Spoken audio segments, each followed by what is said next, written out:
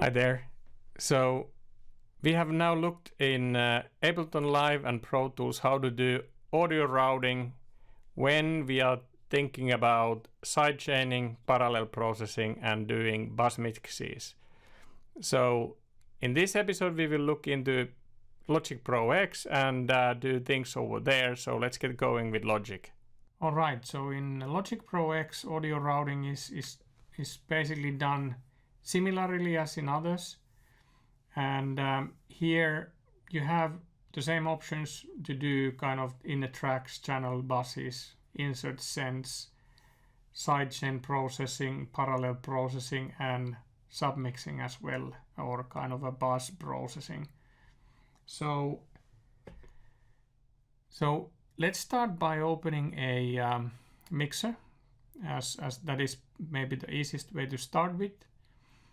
And then here now we can see that, the input for this is coming. Basically there is no input, but I could take it from a external, and this is something that we have already discovered, that how this actually works when it comes to audio.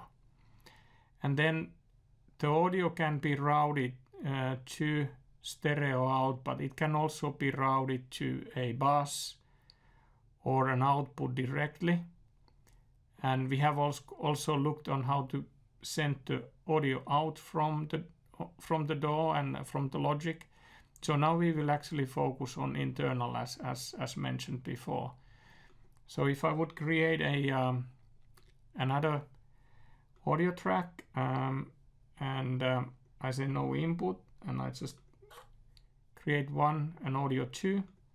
Now I have 2 audio tracks, and here basically I could now go and send into the bus or to an output, and so this is basically how the Logic works.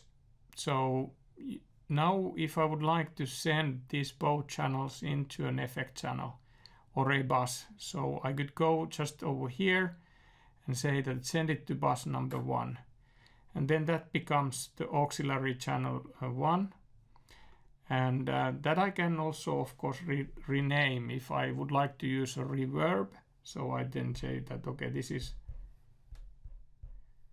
reverb. And I press enter. Then I could also create another for delay. And then name this as a delay. And now I have a reverb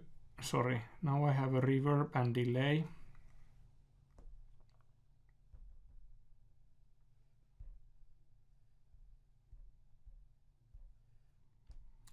Reverb and delay.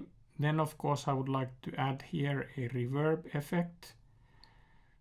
So I go to audio units and maybe I use Valhalla vintage verb.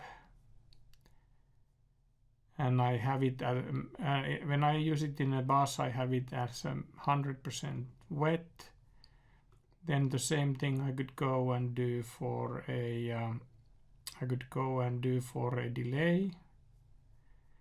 And then I turn it 100% wet. And then now basically these channels, audio channels, are routed into these auxiliary channels that are used as a effects. And if I want to do a parallel processing, then I would start adding a volume from here. So I could basically then go and do that. So let's do that to demonstrate how it works. So now maybe I'll just kind of create a loop that is like so to start with, and then when I play, now I just hear the plane sound.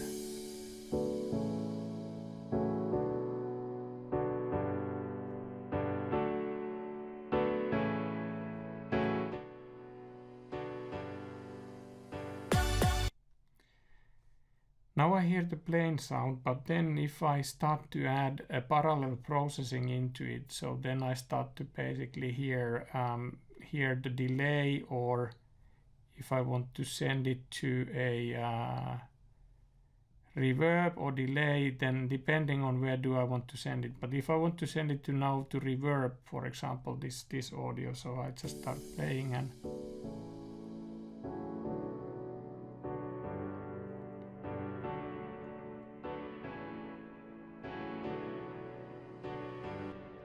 now as you can see, it is parallel processed from this track to the reverb, and they all are sending it to a master channel, which is basically stereo out. So that's basically where it goes. You could also say that it doesn't go anywhere, or then it goes to another bus, or so it could go directly into a bus, so that without any sense, you could basically here say that there is no sense, but then you actually route this into a reverb, and now that channel will be directly routed into the reverb, and that's it. It doesn't never go into the stereo out or kind of a summing stereo out, and so that's basically what you can do with the output of a single track. So you can parallel process it, or you can send it direct to another track, or in this case another bus. Yeah, and then if and when you would like to do a summing of tracks, so that let's bring in here a kick, just to demonstrate. This is not a how do you do a beat. This is just to demonstrate how to use audio and do audio routing in Logic.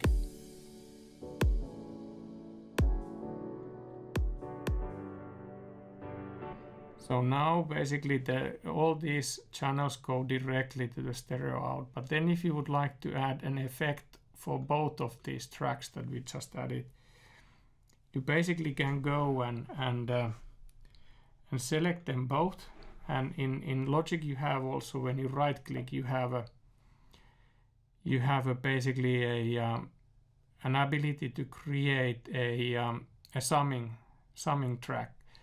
So you can basically go and say here that create a track stack. They call it track stack, but it's a summing or a folder. Folder means that the audio does not get routed into that, but the summing is that all the audio from these tracks that are selected to be summed are gathered into this. So it's similar as we did grouping in Ableton Live, or then we created the kind of a folder summing folder in Pro Tools. So now when I look over here, it actually created a bus number 3 that is then this sum. If I look over here, now these are okay. Now it's selected all them. Let's put this back to the stereo out. So now from here it is actually going to bus number 3, which is sum 3, and that is how now the audio gets routed. So now if I play and I take the volume off from that summing track, then nothing gets heard because it's not going out. And then when I bring it back on, then you start hearing it again. And that's basically how you create. And then of course now you could apply an effect over here. So you could whatever plugin, but anyway, now both of those tracks will get now influenced by this effect. So if I play, you can see that they both go through this and they get this bit more air in this case, but this is just to demonstrate the usage of a summing folder and how to route audio into and through the folder. Yeah, so that's it. So now we have discussed about submixes or SubMix. We had discussed about parallel processing and then how to route audio from a track to using sends. One thing that we haven't discussed yet is kind of the sidechaining, and sidechaining is something that you usually do so that you have an effect and then you want to use another signal to sidechain into it. And I think the best it is simulated with a compressor. So I'll take the Pro C2, and again in every DAW is a bit different how the sidechaining works. There are some similarities, but you need to know the tricks in each and every. They are all a bit different. Here basically you can say that where does the sidechain come from, and then now you go to audio and you select that it comes from kick in this case, and then depending of course your compressor, they work differently, but now the sidechain information is coming externally, and then you could audition it as well, but if we do it, if we put threshold kind of very heavily down, you will see it physically also quite easily. So now you see that the main signal, which is this piano playing, is ducked or every time when the kick hits, when the sidechain information is sent into, and here you can see actually the kick when it is coming in, and then how the main signal is ducking in the compressor.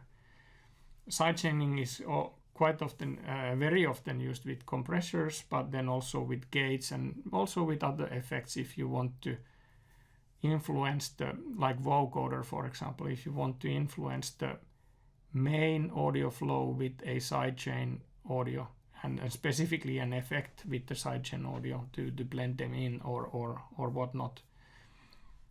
So that's pretty much it when it comes to audio routing and processing within Logic Pro X. So that was Logic Pro X and how to do audio routing within Logic Pro X when doing sidechaining, parallel processing, and bus mixes or submixes. Next we will dive into Studio One, so remember to subscribe for the channel for more content. Thanks for watching. Bye now.